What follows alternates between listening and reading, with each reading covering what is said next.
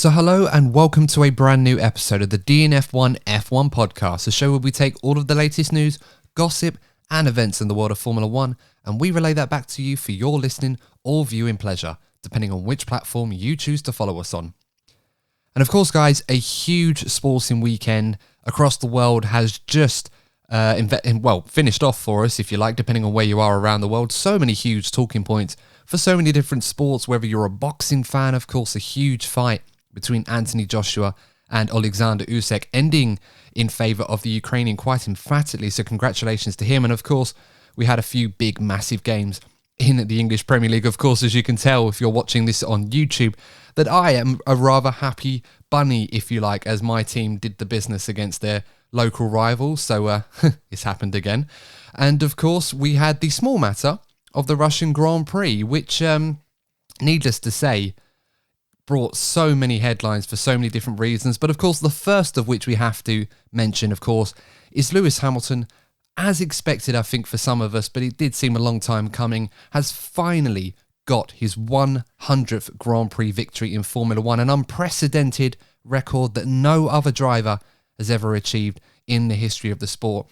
And joining me on this episode to talk about that and the events going on in the Russian Grand Prix, what a crazy race it was at Sochi, one of the probably the most enjoyable Russian Grand Prix I think we've ever seen in the sport. And to go through that is my co-host, Mr. Courtney Pine. Now, Courtney, of course, mentioned the weekend of sport, a really, really huge one. So many huge talking points. And of course, the Formula 1 race, by no exception, has plenty more to go through as well. But what are your thoughts on, first of all, Lewis Hamilton finally getting that 100th Grand Prix win? I mean, it's an incredible achievement, something that we've never seen before in the sport. And if the regulations for the future have their way, we may never see again. I mean, how incredible is that to say?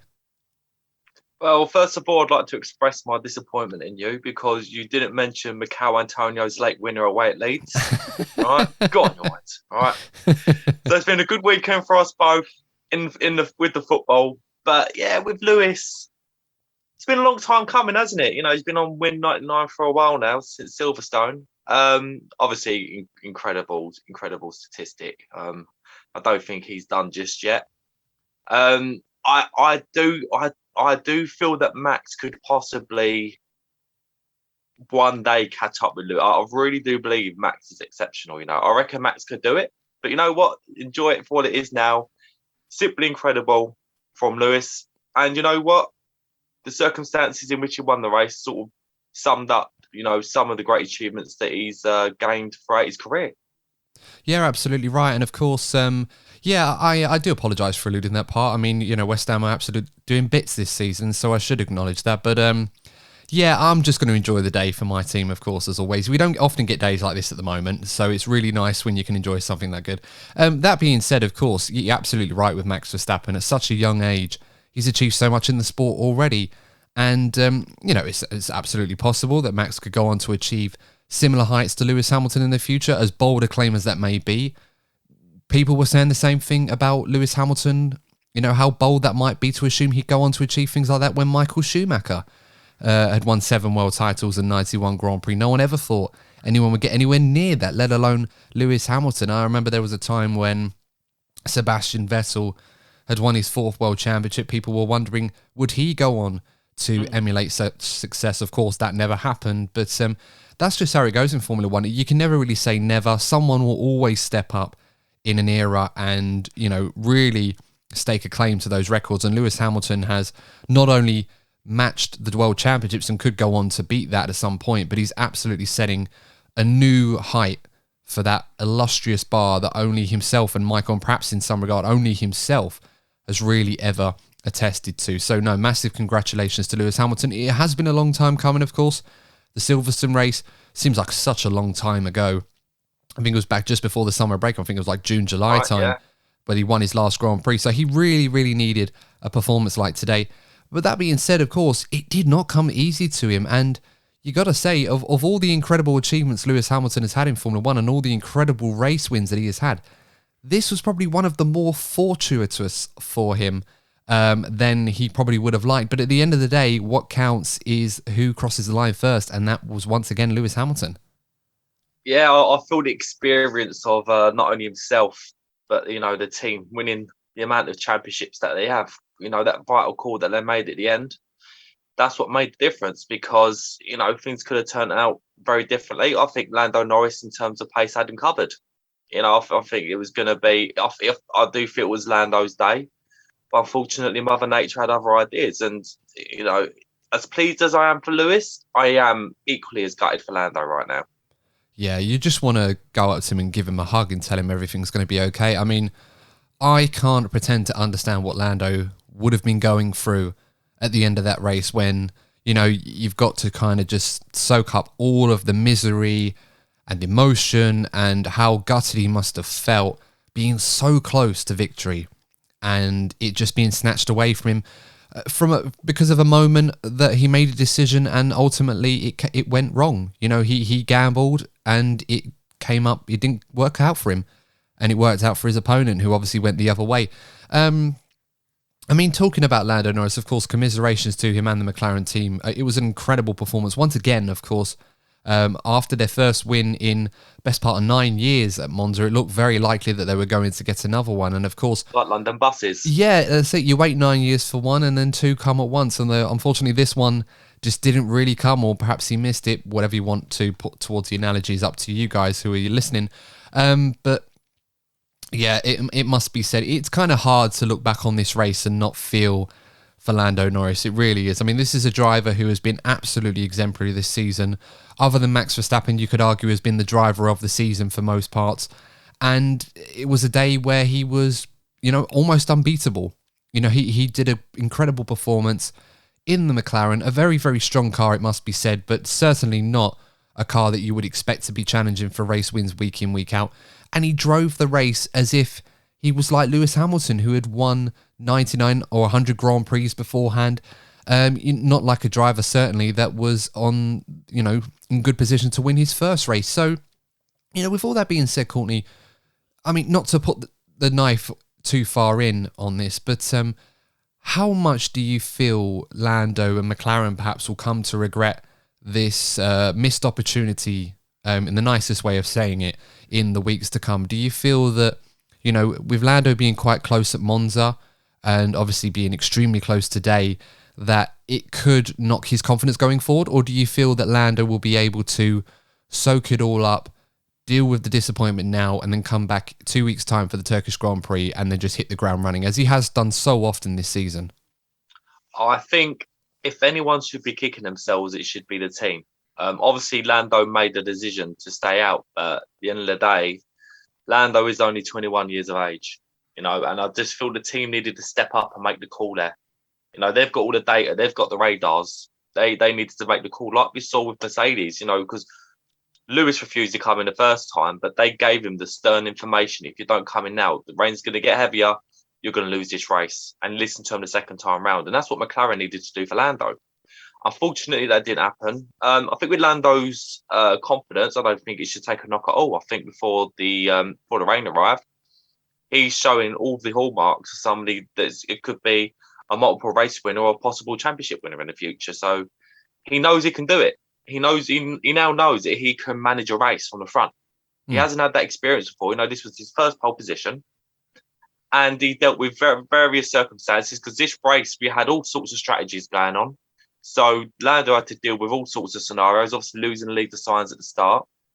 So he had to deal with all sorts. And he's still at the front towards the end of the race, having a 7-time world champion behind him.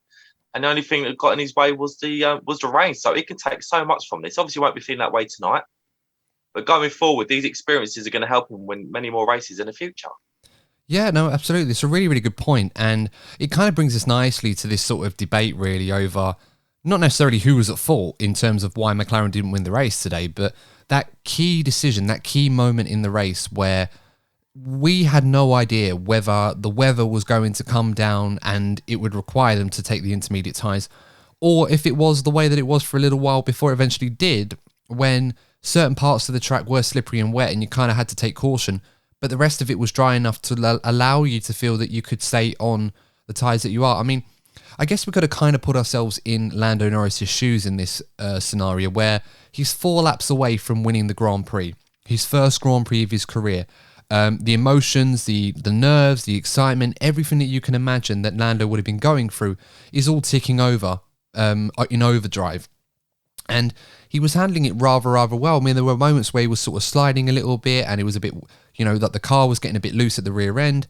And he was managing to handle it and keep Lewis behind him. And in that moment, you kind of have to make the decision. You have to gamble. Now, it's a bit easier for Lewis Hamilton because he can afford to take a gamble based on what Lando doesn't do.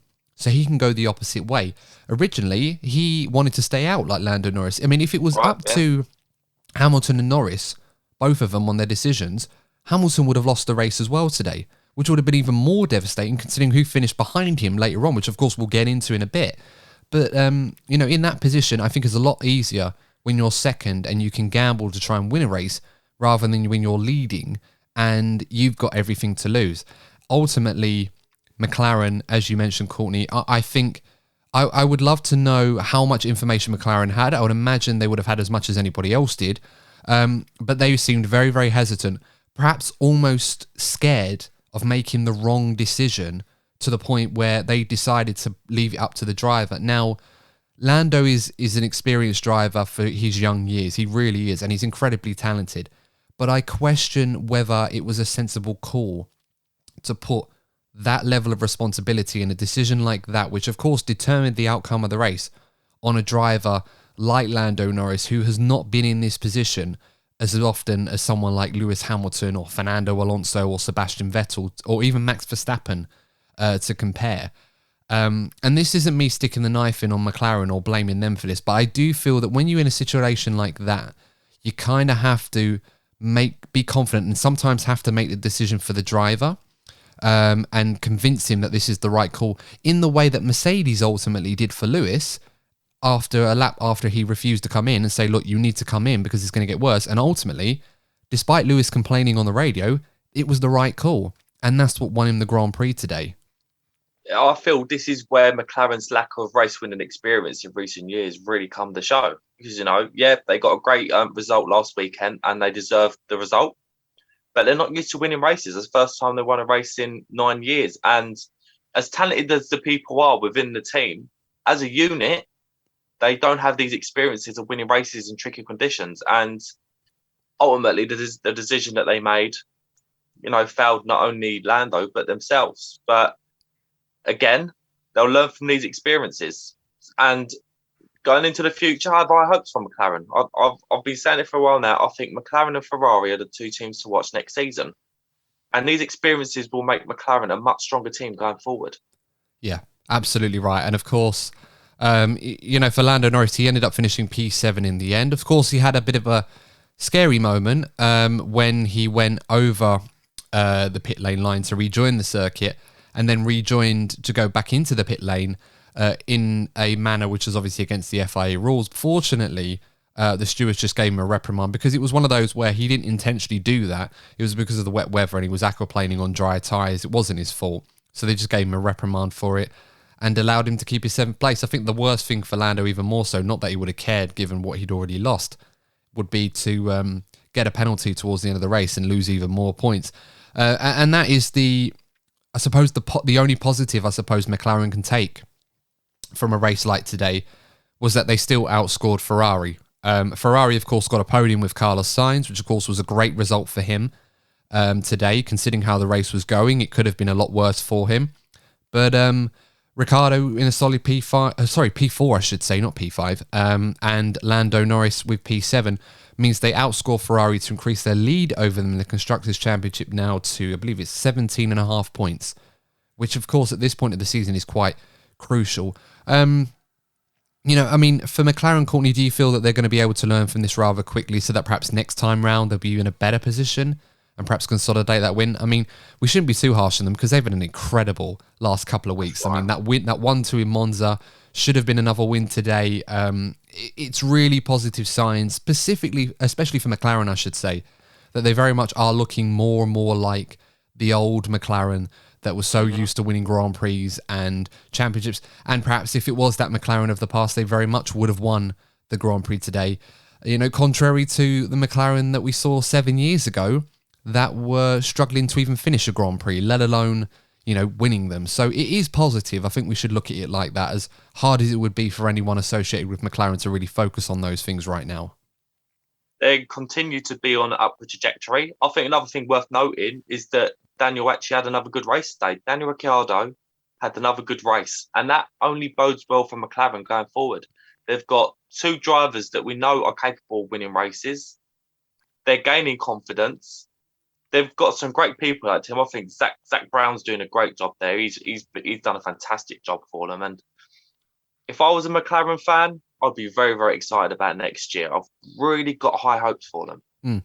Yeah, everything seems to be coming together, and it's a project that has taken quite a long time. As I said, throughout the entirety of the turbo hybrid era, from coming from the very back to where they are now, they're making the steady steps. They're making all the right steps. They've had to take some pain when things were kind of stagnating a few years ago. But since they've built this sort of new age McLaren around this sort of trinity, if you like, of Zach Brown, Andreas Seidel, and James Key, of course, in particular, it is starting to come together, and they seem to have the right people in place. They've got the right driver lineup. They've got everything that they need to kind of turn this team into a team that could very much emulate the achievements and the success of the McLaren in its heyday 15, 20 years ago. And I know it seems such a long time ago. It doesn't really when you've been there and seen it. But yeah, I think the glory days to McLaren are very much going to be coming very, very soon once again. So certainly exciting for their part, and we'll have to wait and see how that pans out in the future. Let's go back to the battle at the front of the championship. Of course, Lewis Hamilton winning his 100th Grand Prix. I think we should focus on this a little bit more. We haven't really given it too much discussion in terms of his achievements versus what he's done in particular today. It was a strange weekend for Lewis, because this was a weekend I think we all kind of expected from the aftermath of the Italian Grand Prix that Red Bull and Max Verstappen wouldn't necessarily be in the picture. And for 52 of the 53 laps, they weren't. There were moments where Max Verstappen looked like he might find himself in the same piece of road to Lewis Hamilton, to a point he was about 5 seconds behind him at one point in the race, on merit, just how the way things were going.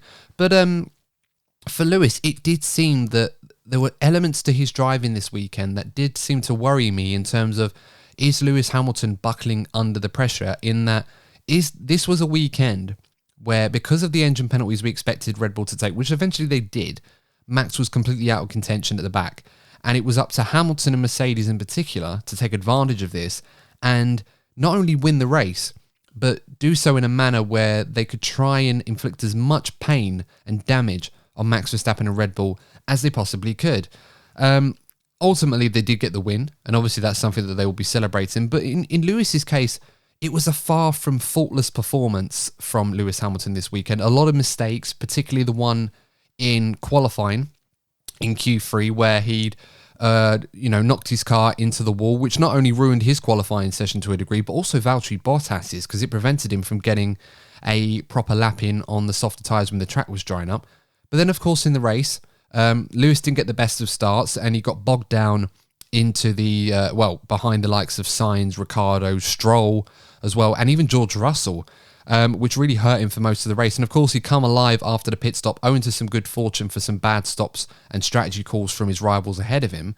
But I suppose the only time in the Grand Prix where it seemed that Lewis was really on form was when he was catching and hounding Lando Norris, and then eventually just didn't get any closer. So whilst it was a great day for Lewis Hamilton in terms of winning his 100th Grand Prix and winning the race, and the strategy call obviously went his way, where his team made a brilliant one, where if it was up to Lewis, he may have lost the race himself.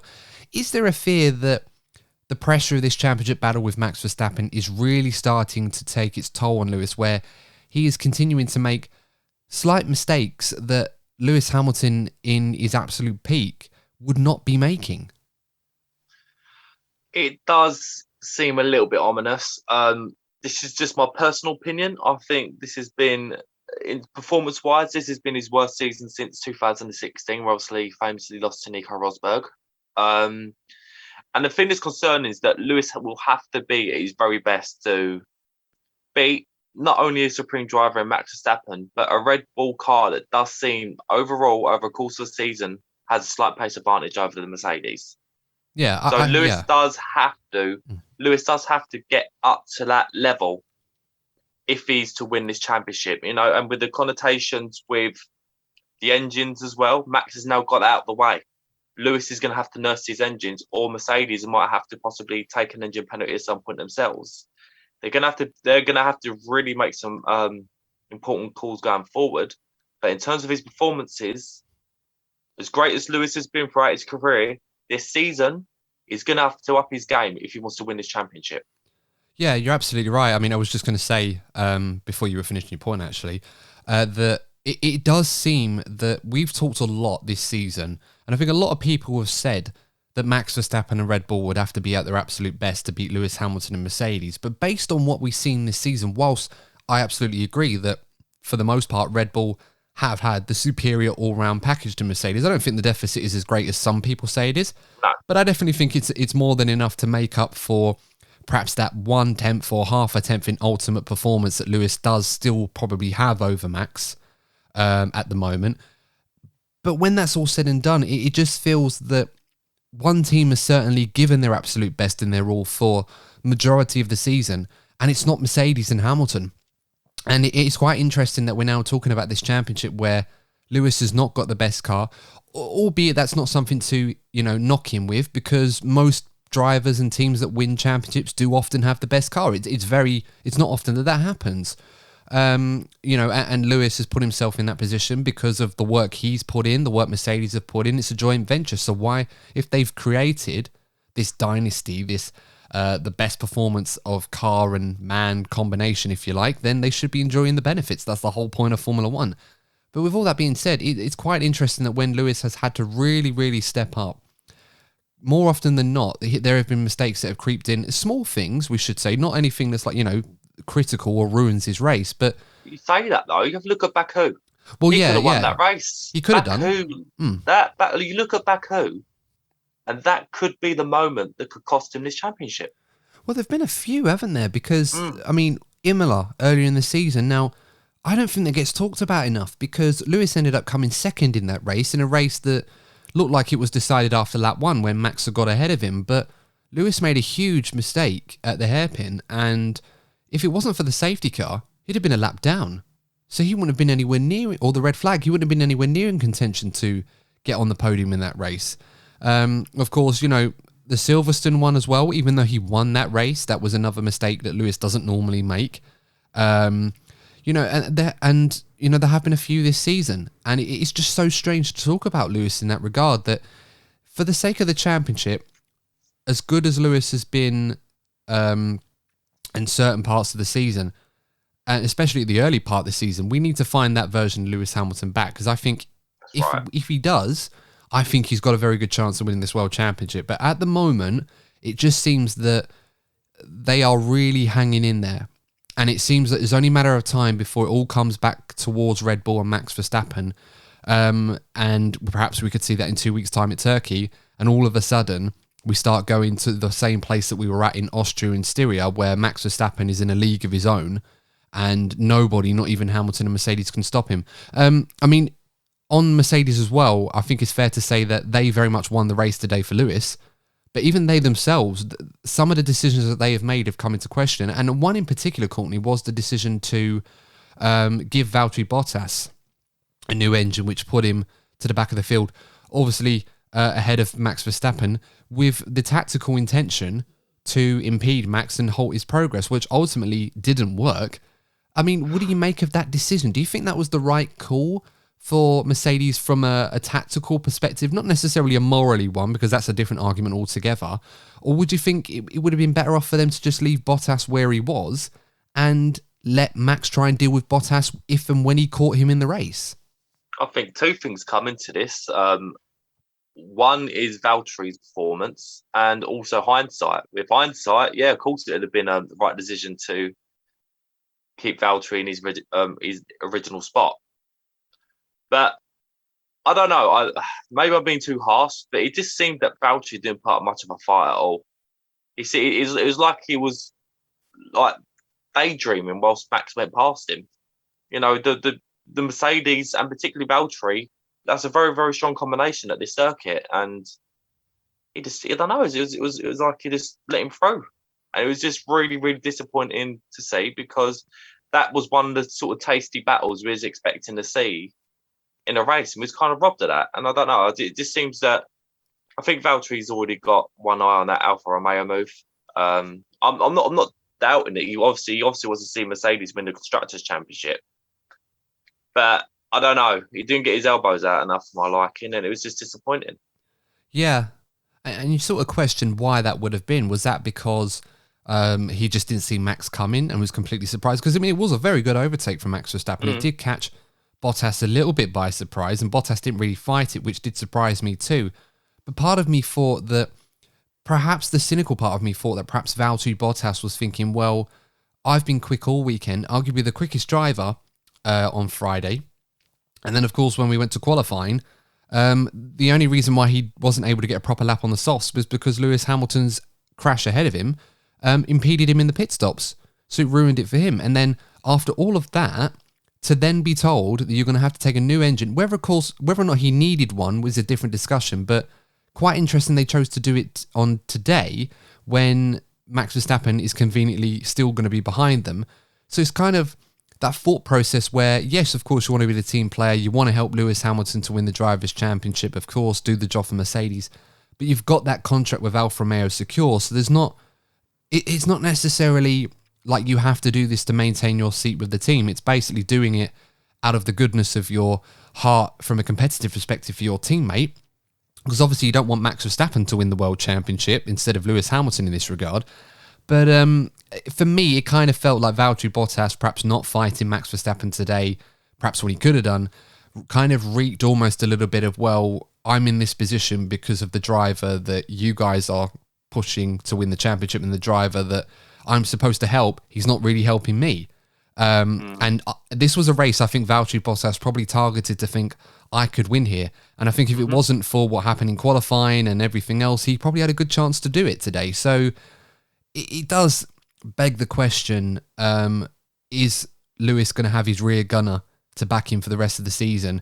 On the evidence of what we saw today, yeah, he's going to need it. But on the evidence of what we saw today, I don't think Valtteri is feeling up to playing that role anymore now that he's got his future secured elsewhere. It's almost like, I'm going to drive myself. And we saw that in Italy to a degree as well. I mean, it didn't work out for Lewis then for obvious reasons, but Valtteri weren't exactly playing the team game then. Very much racing for himself. And, a bit unfortunate. I mean, he did finish P5. I think he should be pretty happy about that. I mean, it was at some point, but it does make me wonder that if Valtteri had started where he was supposed to, could have won today. Certainly could have been in a position for that. The way he's driving reminds me of a mid-table Premier League team at the end of the season on the beach. Turn up, but you're not quite there. But yeah, the funny part is that Valtteri's actually driving better now that he's in beach mode. So maybe he should be thinking about that. I mean, on his Instagram, I think after the race, he put a picture. You know that meme that's been going around with Bottas after Monza? It was the second part of it where he's smiling and grinning, and in the background, it's all scrap metal to imply like engine parts and stuff like that. So to me, that's kind of like a subtle dig over what's going on. So that's kind of why I feel like the cynical part of me might be a little bit more spot on than it usually is. Not that I like to stir the pot, but we always got to have something to talk about in that regard, whether we know what we're talking about or not. One team dynamic I do want to talk about that is quite interesting is the one at Aston Martin. Now, the last couple of races, Stroll and Vettel have come together, and it's really impacted Sebastian Vettel's race for the worse. And this is at a time where Aston Martin can't really afford to be dropping points or losing out to the likes of Valterri and Alpine, who are very much moving further and further away from him in the battle for fifth place in the championship. And this was a circuit this weekend that, like Mercedes, very much highlighted the strengths of the Aston Martin. You can draw your own conclusions as to why that is, for those of you aware of the Racing Point story from the last couple of years and their connection to Mercedes. But it was very much a circuit where I thought they would do very, very well. And for the most part, it looked quite promising for Aston Martin. I mean, Sebastian Vettel was looking quite quick early on. Qualifying, it didn't work out for them. He ended up outside. He didn't even get into Q3, which he was obviously very disappointed about. Stroll did. But once again, they've come together. And this time, Lance Stroll very much driving into Sebastian Vettel, not even looking where he was going. He didn't even look in his mirrors. And it wasn't like Vettel had crept up alongside him in the way that Verstappen almost did with Leclerc earlier on in the race. He was very much alongside Stroll already, and Stroll just basically just moving over to the outside for the racing line, just driving into his teammate, and it ruined both their races towards the end. It makes me wonder, Courtney, what is going on with Aston Martin in that regard, because whilst you've got Sebastian Vettel trying his absolute best at the moment to try and bring this team forward, and he's clearly the team leader and the driver that Aston Martin needs to pin their hopes on for success in the future, at least for next season.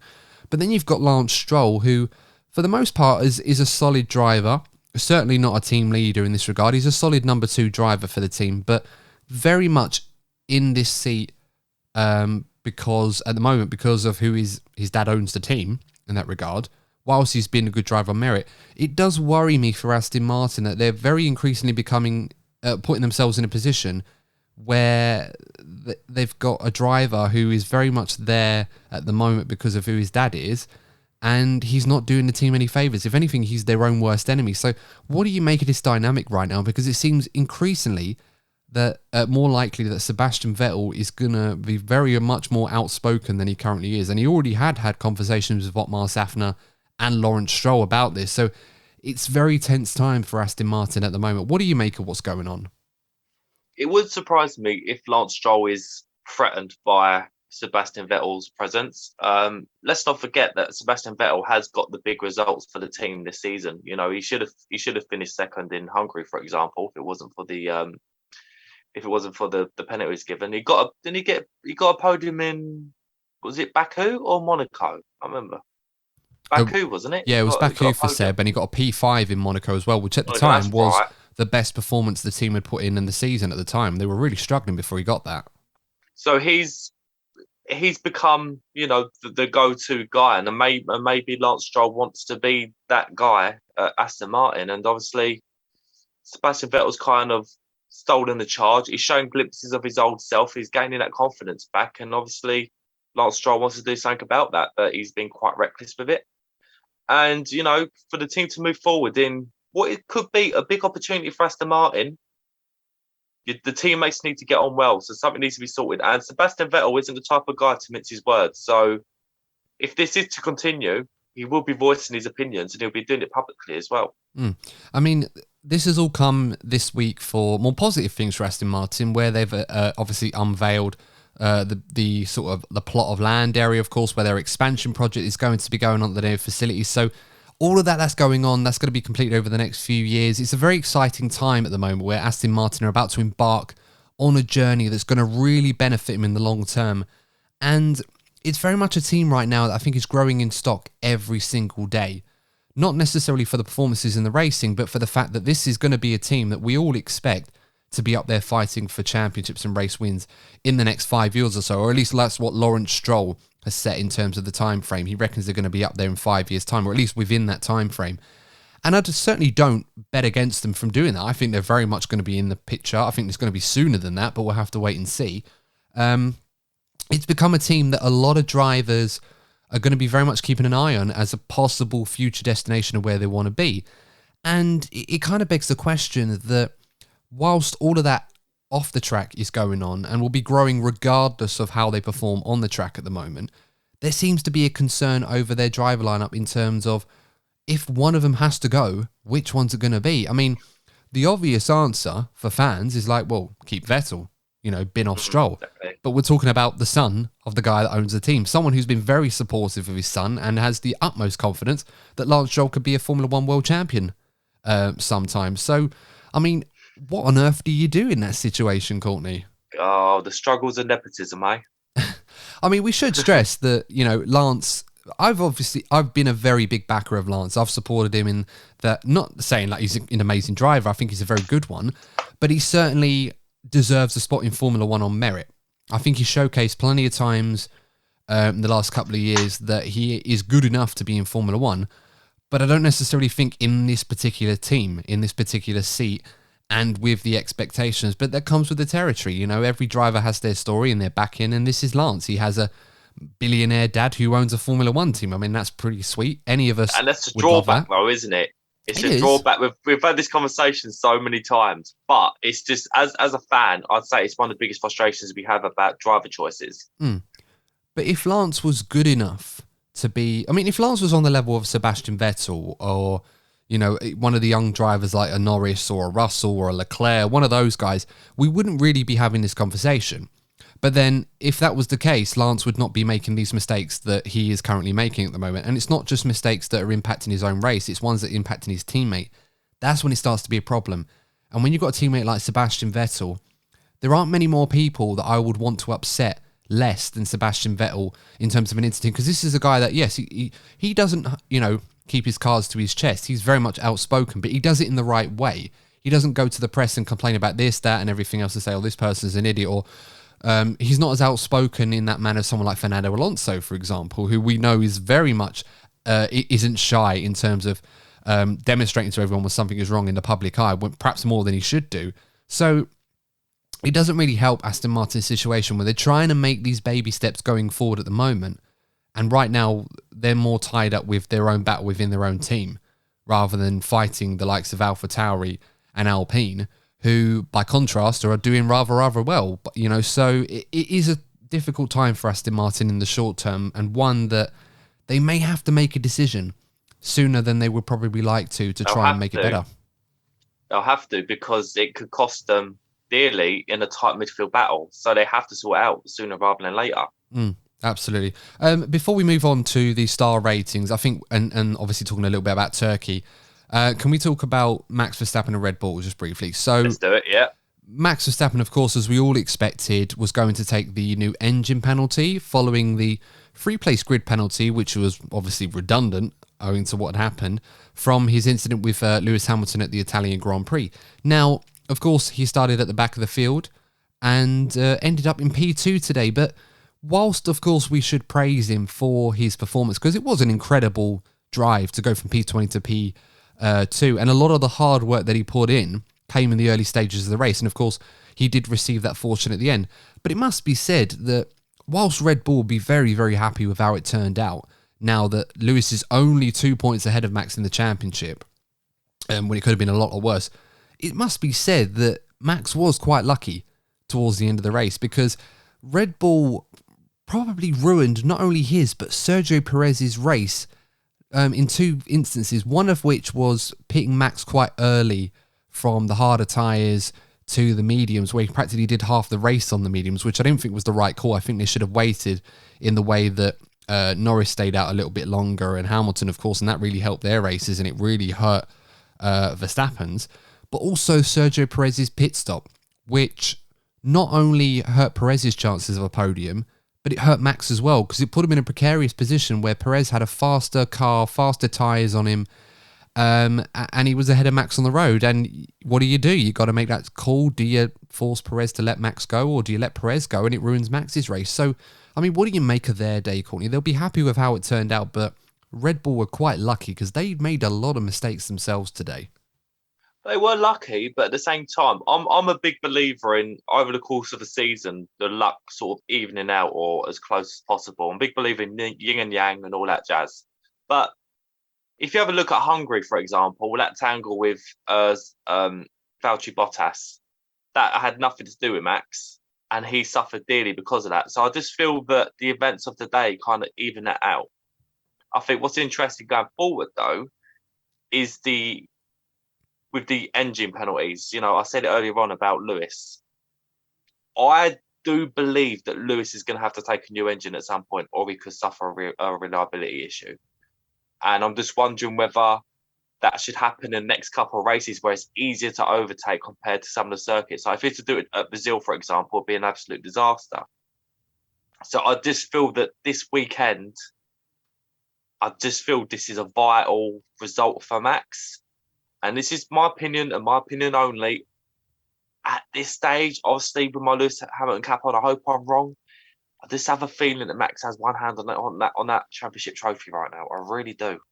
Yeah, I mean, it's strange to say, given that Lewis is currently leading the world championship now by 2 points, and it has swung back and forth between those two guys in the last couple of races.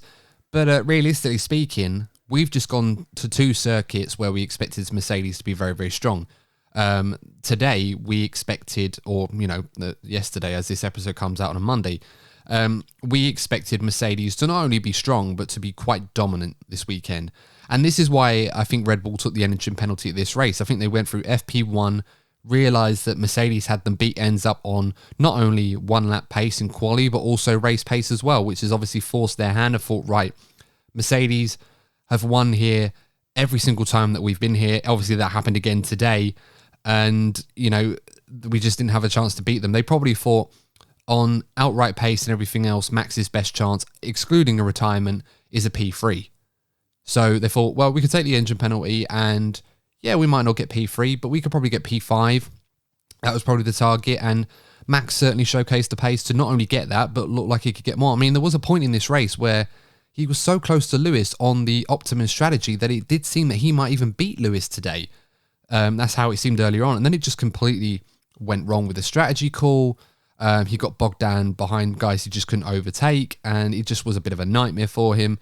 But then, of course, the rain came and it completely saved his bacon, quite literally, and he ended up in P2. So, I mean, yes, Lewis, of course, has had the 100th Grand Prix and the race win and everything else, but for me, when Lewis got out of the car after the race had finished, when they all parked up, and he looked over, and obviously I'm sure he would have expected it because they would have told him on the radio, but just to see Max Verstappen pulling up in that Red Bull, parking it where that P2 board is, I think you could see in Lewis's reaction, even with the helmet on, that he thought, damn, this was a great opportunity for me today. And even though I've won the race, Max is probably feeling as happy as I am at the fact that he's only come second and that he's only lost a small margin at a weekend where Mercedes were hoping for much more. I guess kind of after that monologue, what I'm trying to get at, Courtney, is after not taking the best opportunity in the Italian race and also at the Russian Grand Prix, do you feel that Mercedes may have already lost their best chance to build up a margin to win this World Championship? Or do you feel that there's still time for Mercedes to turn this around on merit, you know, not including retirements or bad fortune? That's right. So I feel that Turkey's going to be interesting. I feel it's going to be one of the circuits where they're close. I don't think one team's going to have a real advantage, but I really do feel that if Mercedes don't choose to take that engine, the new engine for Lewis, because at Turkey, it's easier to overtake compared to some of the other places, I said earlier. But I think they have to start. Mercedes are going to have to start winning races where they're close. So in the next couple of races, I expect them to be closer. But then if you have a look at circuits like Mexico and Brazil, for example, I'm fully expecting Red Bull to dominate because traditionally they do. But Turkey and America, I think it's going to be close. They are the two where Lewis has to win. If Max wins or they have a real advantage over Mercedes, I think it's going to be really difficult for Lewis to get the amount of points he needs to beat Max Verstappen.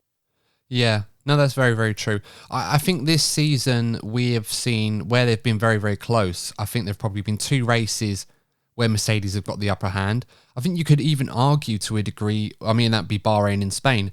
I think you can argue to a degree that there's probably only been one race this season that Red Bull had the upper hand where Mercedes actually beat them, and that was Bahrain at the very start of the season. Since then, it's completely gone the other way, and I think you can argue that Red Bull, whilst they haven't beaten Mercedes at more circuits where we thought Mercedes would dominate, they've managed to limit the damage as much as humanly possible, and Mercedes have not taken advantage of it. And this is one of the hallmarks of Mercedes' dominant period, because whilst they have been dominant at a lot of Grand Prix, in a lot of seasons where in this turbo hybrid era, what has been critical for them is that when they've had these battles with the likes of Ferrari in 2017 and 2018, there were races where we thought Ferrari were going to have the upper hand and beat them. And Mercedes managed to turn it around and beat them. And Hamilton in particular, I remember Singapore 2018, Lewis was absolutely incredible that day and that weekend. And the same race, funny enough, in 2017, where the Ferraris locked out the front row and completely messed up their race against Max Verstappen with that incident, and Lewis went on to win it. So it's those moments in the season where if Mercedes and Hamilton don't win this championship, they will rue that they just didn't take the opportunities in a race like, I mean, they won today, but, you know, Max comes second. That's obviously not what they would have wanted. And, of course, what happened in Monza when, yes, of course, they come together, Max and Lewis, but the plan was for Mercedes to be dominant in the race, and because of different circumstances, it just didn't happen for them. So, yeah, we'll have to wait and see how that transpires and how that goes for the rest of the season. It's quite interesting because this is something that we don't normally associate with Mercedes. And again, not trying to constantly knock them, but this is so uncharacteristic of them and Lewis Hamilton. And perhaps that's what's made this championship even all the more exciting. Perhaps they've had to come down to this human-like level because they've always been superhuman up to this point, which has now made this championship so exciting to the point where they may not be able to do it. And if they do, it's going to be all the more sweeter for them if they end up getting the championship at the end. And at least for the drivers' part, the Constructors' Championship, it looks like they're looking very, very handy right now. Just one big shout out what I do want to make, Corny. George Russell. This weekend, I mean, this is the 4th points finish for him in the last 5 races. And we're talking about a guy that went nearly 60 Grand Prix without scoring a point. And now he's got 4 in the last 5 in a Williams, no less. And qualified P3 today. I mean, if you're George Russell, you've qualified P3 as, similar to what he did in Belgium when he qualified P2, although this time he had to race. Whilst, of course, he didn't reach the dazzling heights as he did in that race owing to what happened then, I'd say he'd be pretty satisfied with another points finish. I mean, George has become Mr. Reliable all of a sudden. I'll tell you what, as a British Formula One fan, it's a weird old time because, in the next couple of years, we're expecting the icon of British Formula One, Lewis Hamilton, to get past his peak or retire. But at the same time, the future's so exciting with both Lando and George Russell. George Russell is already showing the hallmarks of a guy that can really perform at a truly elite level. And he did it again this weekend. The result going from 3rd to 10th doesn't look good on paper, but that Williams is a poor car. Trust me, it's a poor car. And he's managing to get those results, particularly during qualifying. He's been pushing that car way above its level. And that's the true mark of a truly elite driver. And this is the future's really exciting with Lando and George. I really can't wait for what they can do in the coming years. Yeah, I mean, it's absolutely brilliant. I mean, qualifying, we had McLaren, Ferrari and Williams in the top 3 places. I don't think that had happened since the 2004 Brazilian Grand Prix. And in those 3 spots, we had Norris, Sainz and George Russell, definitely 3 of the stars of the future. And the future could be very, very, it could be a lot closer than we actually think at the moment. It's quite exciting times, but no, it's great stuff all around. And the new era of Formula One is looking very, very promising indeed. Let's move on now to the final part of our review, the star ratings. This is the part of the show, guys, of course, where we take all of the performances for the drivers throughout the course of the weekend and we give them a star rating out of 5 based on how we felt their performance was owing to their current situation. And of course, that is varied based on the equipment that they have versus what the expectation is as well. So let's start off with Mercedes, Courtney. Lewis Hamilton. How would you rate his performance out of 10? Bearing in mind, of course, he qualified in 4th, but of course he made that huge mistake, which not only hurt him, but hurt his teammate, and ended up going on to win the race by, well, a good performance in some regards, but quite fortuitous in the end to get the result. I'm going to give him 3.5 stars out of 5. I'm going to knock him down mainly for his performance on Saturday. Once he was in clean air, in a race, he was quite decent. But I'm going to knock him down because of that qualifying performance. Because Lewis Hamilton used to be the king of qualifying, and this year hasn't been there at all. So 3.5 stars for me. Well, it was also when he was about to do his final lap, he was struggling, and he also had that spin in the final sector, which was very uncharacteristic of him. I'm going to be a little bit more generous because I've probably said quite a lot of things about him in this episode, which has not been praising him too much, even though it's a huge moment for him. I'll give him 4 stars. He got the win, which is important. I think that was the minimum he needed to do today. And he did recover that from a less than impressive qualifying performance. The race itself, there was a key moment, I think the key period in the race with Lewis when he was on the harder tyres and he was setting really, really good times, purple sectors, fastest laps, lap after lap. To catch up to Lando Norris, which eventually put him in a position where he could try and win the race and benefit from it. Of course, he did get some luck to do it, but you got to put yourself in that position. And I think that is one of the key strengths of Lewis, always putting himself in a position to capitalize on a moment like that. And he did once again. And I think you should praise him for that. Or at least I should probably praise him for that. Valtteri Bottas, I would probably give Valtteri Bottas I would say 4 stars again. 4.5. Oh, is that? No, 4. I'm going to stick with 4. Purely because, he got P5, which of course is a good result. he had to try and do a job today for the team, which ultimately he didn't do, if you think about it. Not that it was his fault that he was in that position. It was quite unfortunate. But there was that period in the race, Courtney, where he was stuck outside the points. Toto was getting on the radio saying, Valtteri, you could end up P5 today if you get a move on. He did, but it was more down to the fact that the rain come, and that basically propelled him all the way up into P5. So, yeah, he did well to get into that position, but he was quite lucky again today to end up in P5. He could have finished outside the points. So, yeah, 4 stars for Valtteri, although a little reluctantly to be harsh on him because he was kind of in that position because Mercedes put him in that position. Yeah, I'm going to give him 3.5. I was just really disappointed with what he did in the race today. We've gone through it. He had his reasons, but if we're judging the driver on the performance, he didn't defend well enough, which was a vital part of the strategy for the team. So I'm going to knock him down for that. I'm giving him 3.5 as well. Okay. Red Bull, Max Verstappen and Sergio Perez. Of course, Verstappen didn't even qualify, didn't need to because of the engine penalty was going to start at the back. But he managed to recover his race and get into P2. Again, a little bit of luck, but, to come from P20 to P2 is a very impressive performance. And then, of course, we've got Sergio Perez, who come in P9 today. Qualifying, he's actually qualified in 9th, but his race kind of went up and down. It could have been so much more, but again, very unfortunate with the strategy calls and about the 9-second pit stop he had as well. So what would you give those guys today, Courtney? I'm going to give Max 4.5. And I'm going to give Sergio 4. I'm going to go 4.5 for both of them. Okay. Max, again, I don't need to say, I've already said it already. Perez, on the road, despite the fact that, that the pit stop really, really hurt him, he could have been challenging for the race win today. He was literally on Hamilton's tail for most of the race until that mistake in the pits. But he got himself up into P3 before the rain come. And then it was all a bit confusion with so many people and the weather and everything else. Ended up P9, so it was obviously a bit late to the pits, and that kind of ruined his race. So I want to be generous to Sergio. I think he did a good race today. His stint on the tyres, on the hard tyres, was phenomenal. I think he was like 10 laps longer than Max did, and that really benefited him in the race. But unfortunately, we'll never know how high he could have been because of that long pit stop. So no, I'm going to be generous and give him 4.5 today. I think Sergio drove rather well, was just very unlucky not to finish higher than he did. Let's go to McLaren, Lando Norris and Daniel Ricciardo. Now, of course, we don't need to go through their stories. We know very well what happened to poor Lando. Ricciardo, I will say, though, started 5th. He had a bit of an up and down race, but he ended up 4th in the end. So what would you give those guys, Courtney? I'm going to give them both 4.5, but like with Lando, I'm going to be a really technical and it'd be like a 4.9.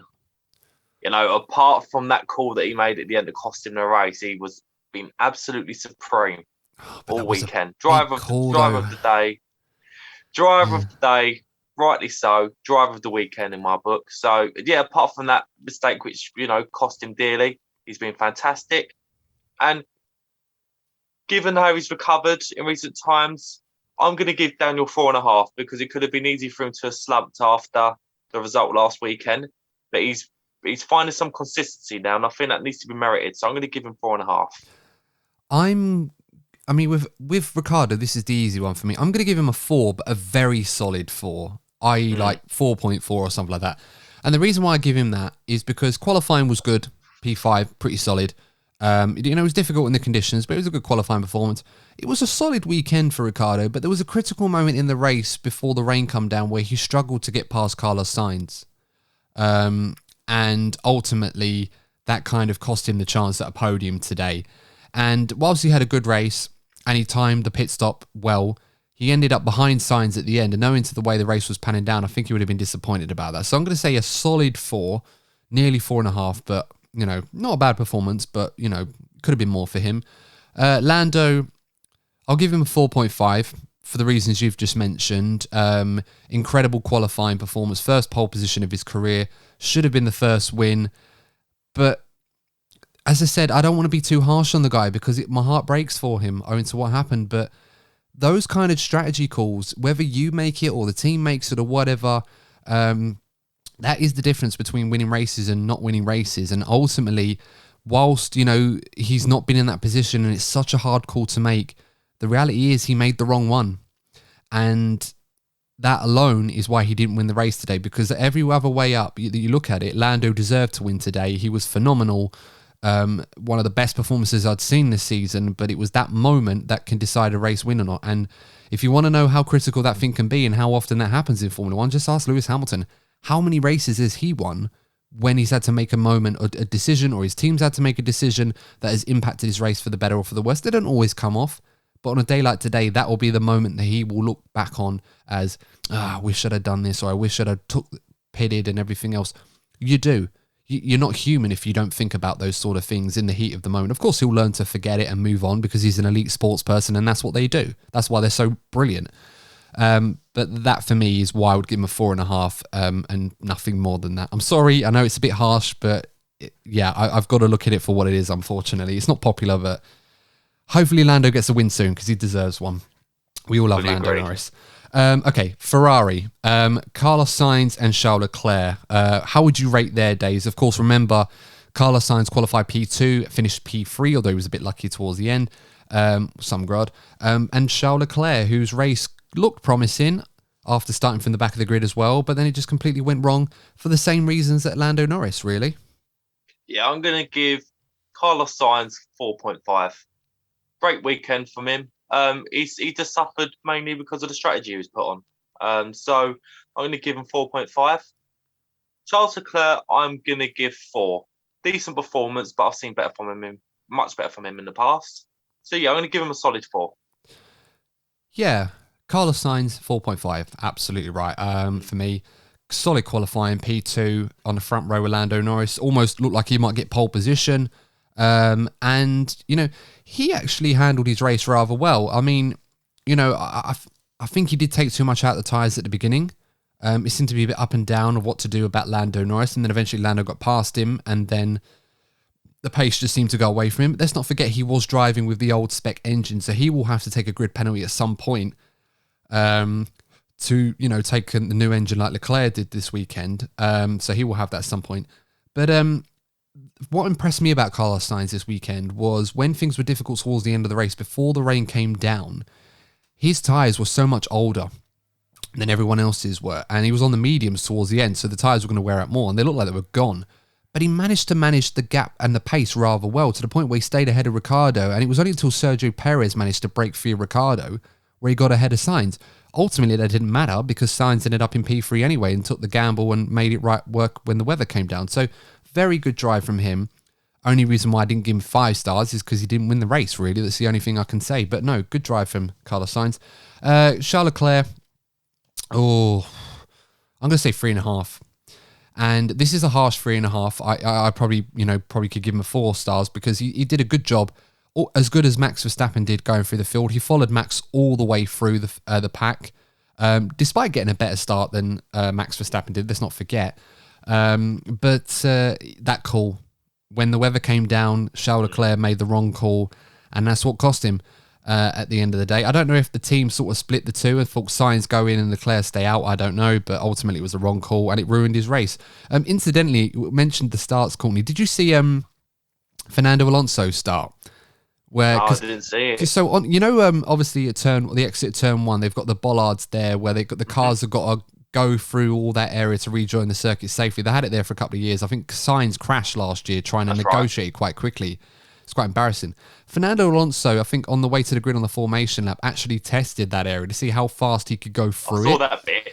And then at the start of the race, he ended up going off and then just carried on and literally blitzed through, clean as you like, and ends up staying where he was, just behind George Russell. And I thought that was absolutely hilarious. And it's like typical Fernando Alonso, the wily old fox, really, really knows how to make the most of every opportunity going. And I love that because it's like finding loopholes here, there, and you just make it work. And it was just so funny. I just thought, that's Fernando. As soon as he did that on the formation lap, I thought he's going to do that at the start. He goes wide, he's going straight on and committing to it. And he did brilliantly. Didn't crash in like Sainz did last year. So yeah, it was quite funny. I just thought I'd mention that. Okay, let's whiz through some of these other ones now. Let's do Alpine. Fernando Alonso P6. Of course, he started in P6 as well, and it was an up and down race, but it was quite a solid drive. Esteban Ocon, though, only P14 for him, despite the fact that he was in the top 10 on the grid today. So what do you give their ratings? I'm going to give Fernando 4.5 yet again. Getting the maximum amount of that package, 100%. No, both qualifying and in the race, so 4.5 for him. Esteban Ocon, he was one of the drivers that I forgot was even present in this race. So I'm going to be generous and give him a 3. Yeah, it wasn't the best day for Esteban Ocon, so 3 stars is probably generous. Probably about right, actually. But Alonso, again, I mean, his defensive skills as well, we got to see that a little bit today. And I remember there was a point where Max Verstappen got up behind him, and I thought, this is going to be fun to watch, because these two haven't really done too much battle as far as I can remember. And I remember the Hungarian Grand Prix, how brilliant Alonso was at defending against Lewis Hamilton. We saw a little bit of that today as well with Hamilton and Alonso, where Hamilton, round the outside of turn 3, it did get Alonso into turn 4, but it was that moment where Alonso was defending quite aggressively, and Hamilton was a little bit hesitant, thinking, oh God, not this again. But yeah, we never got to see that with Alonso in Verstappen, because Alonso pitted just before. But it's those things, again, that just make me think, man, I want to see Alonso in a race-winning car again, because he's still got it. He really, really does. And even if he's at 95% of his best ability, that is still a really high standard. And, I love that about Fernando. He's brilliant to watch, and he's proved a lot of people wrong this season, including myself. So I'm really enjoying watching his performances. 4.5 stars, very solid. More points for Alpine to increase their lead over Aston Martin and Alphatauri. Though realistically speaking, it's Alphatauri that are fighting them. Aston Martin are nowhere at the moment. So great job from them today. Let's talk about Alfa Romeo. Let's move them forward, because Kimi Räikkönen, first race back following COVID, P8, and he was, where did he start? He was 14th on the grid. He was nowhere, and then he ended up at the front of the field, and all the way through the race. I think my brother was saying, like, what is Kimi doing up there so high at the field? This is the middle of the race. And I said, this thing about Kimi, this season in particular, we've seen a lot where he's nowhere at the start, and then he ends up embedded in the points, and he just gets on about his business. Like, he doesn't fall down the order as you'd expect, and it happened again today. It's that experience and that racecraft and that know-how that Alfa Romeo are really going to be losing with Raikkonen. Hopefully they'll get it back with Bottas. But they should. Yeah, no, great day for them, all things considered. I mean, it's their best finish of the season, so they should be happy with that. How would you give their ratings? And of course, let's not forget Giovinazzi, 16th start, finished in 16th as well. Not much to say about him. But what would you give Raikkonen out of 5 stars? You know what? Let's give him a 5. Yeah, let's give him a 5 stars. Yeah, because he's got a car that's just offering nothing, and he's got into the points. So 5 stars for him. Giovinazzi will give him 2.5. Yeah, bang average.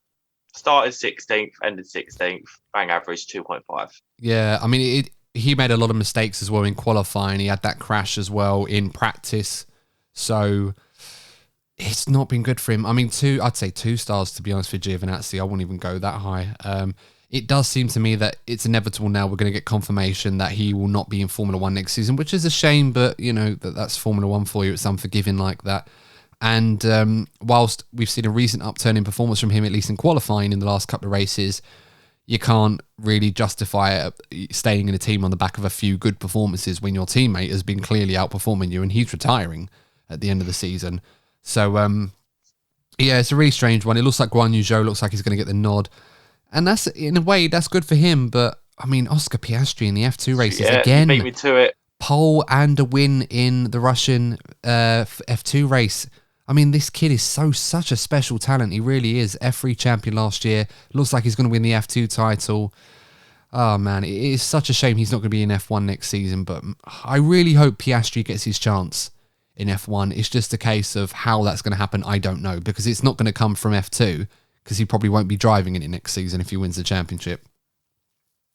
No, fully agreed, mate. It's again, I think it's clear who the better driver is out of Zhou and Piastri, but unfortunately, the politics of Formula 1 has other ideas. But it is what it is. Yeah, absolutely. Let's move on to Williams. Seeing George Russell appropriately in P10. He obviously qualified in P3. We expected him to fall down the order, but he ended up P10. Managed to hold on to that despite the difficult weather conditions, so it wasn't like he benefited. He managed to maintain his position. And then Nicholas Latifi started in 18th, although he was last of everyone that actually did proper qualifying. I mean, you don't really count Leclerc in this because he was always going to start last anyway.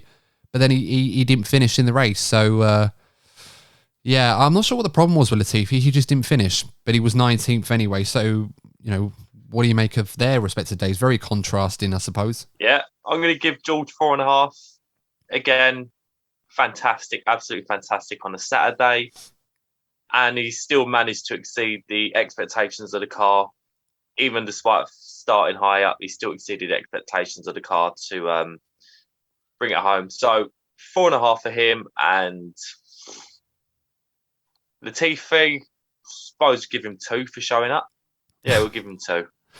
Yeah, I mean, I forgot Latifi was in the race. I didn't really pay much attention to what he was doing. It's hard to, sometimes it's hard. He was in that little cohort at the back with the 2 Husses and Giovinazzi. It just, it just wasn't really a good day for him anyway. George, 5 stars for me. I mean, I know P10, is it worth 5 stars? But we're talking about Williams here, one of the slowest cars on the grid by some margin, and P3 in qualifying, another superstar performance from George Russell in qualifying in changeable conditions. He really is proving to be a master of wet weather driving, and he's dragging that Williams. I mean, it's the sort of thing that you do if you're in the F1 game and you put the level on like amateur level or whatever and you're driving one of the slowest cars and you end up qualifying at the front all the time. It's literally the equivalent of that. It's PlayStation stuff that George Russell is doing, and it's so good to see because this guy's going to be in a Mercedes next year. Could be a championship winning car, so I'm so excited to see what he can do. But yeah, brilliant performance from George Russell, and he drove a solid race today. He very much was, there was a train behind him, but he did a good job holding up a lot of the faster guys behind him. The strategy at the end of the pit stops really undone him, but he still got some points, and I think if someone would have offered him P10 today, despite starting third, he probably would have took it. In the same way that he would have done in Belgium if we actually had that race. So no, good job from George Russell. Latifi, I'm not going to mince words, 2 stars for turning up, and that's all you can expect, unfortunately. But he's had a good season, Latifi, all things considered, so shouldn't be knocking him too much. Aston Martin, Vettel and Stroll finished 11th for Stroll, 12th for Vettel. Stroll started, of course, in 8th, Vettel 11th, but not a great day for Aston Martin, all things considered. 3.5 for Vettel, 3 for Stroll. I think Vettel showed moments, but Stroll, I'll be generous by giving him 3, to be honest. But very forgettable race for the pair of them overall. Yeah, I'm not going to argue with Vettel. I think it was a little bit underwhelming, but his race was really hurt by his teammate. It could have been a points finish today, so he would have done well. So I say 3.5 for Vettel. Stroll, 2 stars. He was good for some points earlier on in the race and he was doing rather well, but then when the conditions were starting to get difficult, you can't forgive driving into your teammate the way that he did. And I know he probably didn't mean to, but it was just careless, and that's not good enough. It ruined an otherwise promising performance, because I think Stroll would have got some solid points because he was in that lead group with the likes of Sainz, Hamilton, Ricciardo and Russell. And he was there for some time, but he just completely ruined the race for himself when things got difficult, and he made it worse for his teammate who could have got in the points as well. Stroll very much outperformed Vettel this weekend, but he completely ruined it for himself. 2 stars for him. AlphaTauri, wow. Very easy. Yeah, quite easy. Even there. Well, that was another one. Didn't Stroll drive into the back of Gasly or something when it was really he spun him around, didn't he? Yeah, that's right. Yeah, so that's not even another thing for Lance Stroll. Jesus, wouldn't want to sign him up for an insurance, would you? I'm giving Stroll 2. Demoting it. You take one of your stars away. Oh man, how are you paying too much for your car insurance? Yeah, don't. Oh man, imagine Aston Martin getting like multi-car deal with Admiral or something like that. If UK viewers will know what I'm talking about, but yeah. Premiums would be high. Other insurance companies are available. Well, it'd be like getting insurance. Like when you're 17 and you get your first car, you get insurance like off your parents' insurance, and you do it like that. I can imagine something similar for Formula One, where Lawrence Stroll is getting. Ironically, Lawrence is probably one of the only people that could afford the insurance for Lance the way that things are going at the moment. Again, I'm joking, of course, but please don't kill me, Lawrence. I'll cancel you. Yeah, please don't cancel me, Lawrence. I love Aston Martin. Particularly the DB9, but anyway, that's my invite to any Aston Martin showrooms in the future. Gone. Never mind. Anyway, look, I digress. We're getting off topic again. But AlphaTauri, Pierre Gasly P13. I'm just flicking through. Tsunoda P17. Qualifying. I mean, Gasly is usually a brilliant qualifier. He was very disappointed to the point where he was slapping on the halo quite emphatically after qualifying for not making it to Q3. Tsunoda, it was one of his better qualifying performances, amazingly. He P13, but he just fell down the order in the race, and he was underwhelming once again. I mean, the comments David Coulthard made about him, whilst they were rather inappropriate, I suppose, to some cultures for however you took them, but in some regards, I think the performances of Yuki Tsunoda this season and what we expect of him next season isn't going to be doing him any favours if he wants to stay in Formula One beyond 2022. So it's been another difficult weekend for AlphaTauri. Once again, not scored points. How would you rate their days out of 5 stars, Courtney? Going to give them 2 each. And again, that's been generous. I honestly forgot that AlphaTauri even competing in this Grand Prix this weekend, in all honesty. Yeah. And I only remember Gasly because Stroll spun him around when he got wet. So, you know, it was one of those weekends. I mean, there's a lot of emphasis on where the excitement and the battles are. And of course, if you're outside the top 10, it's kind of hard to focus on that because there's not a lot going on there. But even still, this was a weekend I thought AlphaTauri might do a bit better. And it just didn't really work out. Maybe if Gasly qualified in Q3, he may have had a much better weekend. He's usually very good at those sort of things, but he's had a lot of bad luck. He really has, you know, with some front wing issues. He had another issue in practice, of course, as well. So, yeah, they've got to find an answer, AlphaTauri, at some point to go if they've got any chance to beat Alpine in this championship, but it's getting harder and harder and harder. Who haven't we done? We haven't. I think we've only one team left. Yeah, Haas. Okay. Says it all, really. It does. Do you know, I'm listing them off, and I've done them in different orders to what I normally do. So I'm thinking, who haven't I done yet? Yeah, Haas. But yeah, Haas. Nikita Mazepin and Mick Schumacher. Mazepin, of course, qualifying P17, which, if I'm not mistaken, is one of his best that he's done, although 2 of them didn't qualify. Mick Schumacher qualified P15, started 14th in the race, so not bad job from Mick Schumacher, all things considered, emphatically faster than his teammate. Unfortunately, in the race, though, Nikita Mazepin got a really good start, actually. I should say not unfortunate, good for him, at his home Grand Prix. Finished in P18, but last of the confirmed runners and a lap down on everybody else. And Mick Schumacher had to retire the car early on, which was a shame for him. So what would you rate their days, Courtney? Again, got there even there. I'm going to give them 2 each. Mate, do you know what? I'm going to give Mick 2.5 for what he did in qualifying. There we go. Yeah, that's fair enough. One thing I like about Mick Schumacher in particular, and I've often sung his praises because I'm a Schumacher fanboy, of course I am. Have you noticed that since the Belgian Grand Prix, where he paid homage to his dad's 30th anniversary at Belgium by wearing his old crash helmet design, he's still wearing it. He's still wearing that same one because obviously normally he has the same design concept, but with the yellow helmet instead of what he's wearing now. But he's still wearing that old concept that is similar to his dad. And for me, I think that's so wholesome. And I love that. And it looks great. I think that suits... I like Mick's old helmet, but I like this one more just because of what it means, and it looks really cool. Ironically, the only other driver that's actually worn anything similar is David Coulthard. Back in Monaco 1995, I believe it was. Very strange story without that. I ain't got enough time to talk about that. It's quite a boring one. But yeah, I'm going to agree with you on that one, Courtney. 2 stars for Mazepin and 2.5 for Mick as well. 3 for Mick, really. It was unfortunately retired. So, and he did get himself a bit further up the order a little bit before he had to retire. So it was a shame for him. But yeah, 3 stars for Mick because I'm biased. But yeah, guys, I think that's pretty much wrapped up everything, Courtney, unless there's anything else that you wanted to add to this episode. We've covered everything today, mate. We've covered everything. Yeah, in quite some depth as well. I'm just realising the time. Incidentally, guys, just one cheeky little plug as well. We're not going to be having a DNF1 podcast on Friday. We had 1 episode last week. We're going to have 1 episode again this week, which is, of course, the review we're doing now. And the reason for that is because in celebration of Lewis Hamilton's 100th Grand Prix win in Formula One, we're going to publish a video where we rank Lewis's all-time top 10 wins in Formula One. Plenty to choose from, but of course, if you are intrigued in how we rated our list for Lewis's top 10 wins, you can check that video out, which comes out on Friday on the DNF1 channel. Please subscribe to the channel. We are hoping to get to 500 subscribers soon. It's been a bit slow, but of course, you know, these things happen, but we're really appreciative and grateful for all of you that have supported us. But of course, if you haven't subscribed to the channel yet, please consider doing so. You won't regret it.